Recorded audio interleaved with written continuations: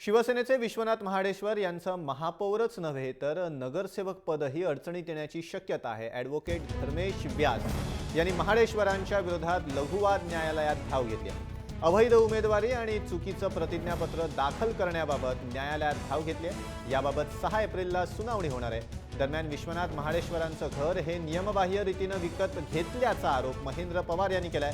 त्यामुळे विश्वनाथ महाडेश्वरांच्या अडचणीत आणखी वाढ झाली आहे।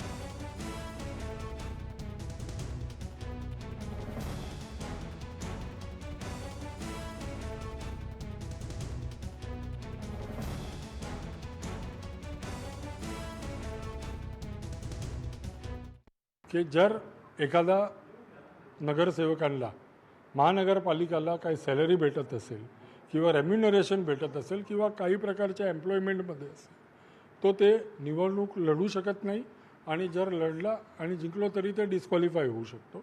कोर्टाला अधिकार आहे तो एक ते झाला। दुसरा भाग असा आहे की जे एज्युकेशनमध्ये जे लोक सर्व्हिस करतात प्रायव्हेट शाळा असो तो त्याच्यासाठी पण एक ॲक्ट आहे।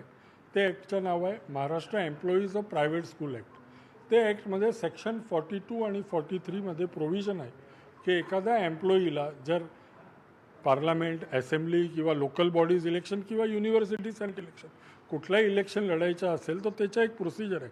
तुम्हाला लिव्हची ॲप्लिकेशन द्यायला लागतात, परवानगी घ्यायला लागतात। अर्न्ड इन असेल तर ते प्रमाणे आणि अर्न्ड इन नसेल तर मग ते प्रमाणे काही प्रोसिजरचा काही ॲफिडेव्हिटमध्ये उल्लेख नाही।